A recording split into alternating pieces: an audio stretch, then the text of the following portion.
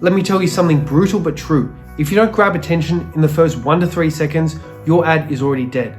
You see, I've run so many video ads in the past, so many, and I can tell you from experience that the average watch time is around 3 to 5 seconds. No matter how engaging or appealing the ad actually is. Like, a lot of people watch the entire ad because you can see how many people watch, like 25%, 50%, 75, 90, 100, and you see a lot of people watch the entire video, but most people, like, even if there's nothing wrong with the video whatsoever, it's just people's attention span these days because you are competing with DMs, with messages on their phone, with cat videos, etc., with their influencers, things that they can just continuously scrolling, like especially on Meta and TikTok. You just can't avoid it. So you have to make sure that hook is very compelling. You see, great ads aren't just creative, they're engineered. They're built with 3 parts: the hook, the shift, and the call to action. And each one is non-negotiable. With the hook, you've got 3 seconds. Think about where we post our content and when we advertise. We advertise on Meta and TikTok, and we also post on YouTube Shorts, hoping that we get enough reach that people actually watch it, engage with it, and then it goes viral. People aren't searching for ads, they're killing time. They want a dopamine hit with what they're watching. So your job with your ad is to interrupt their scroll and force a pause.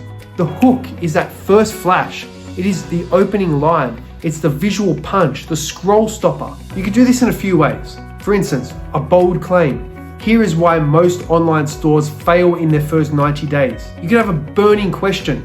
What if I told you I could double your sales without spending any more money on ads? Or you could have a disruptive visual. Someone throwing their product in the bin or smashing a computer. The best hooks, they create tension, curiosity, fear of missing out, emotional charge. If you remember, not too long ago, there were those transition hooks where it started off with something completely unrelated, like someone crashing into something or someone falling or a ball smashing through someone's window, and all of a sudden then it gets into the ad. But that was more, to me, that was more like a manipulation, a trick, where the person thinks they're watching something engaging and then all of a sudden they're brought into your ad as a way to sort of lure them in.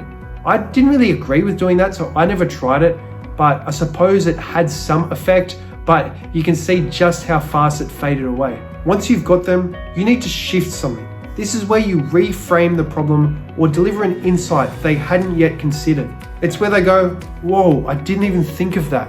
This shift brings urgency, desire, or both. An example could be, most brands focus on followers, smart brands focus on conversions. Or, you don't need more traffic, you just need to convert the traffic you already get. Or it could be, it's not your product that's the problem, it's how you're presenting it. The shift is often where you drop a statistic, a truth bomb, or a unique angle. The call to action needs to be clear, confident, and actionable. Now you've got them. What do you want them to do? Here is not the point to be vague, and always use just one call to action.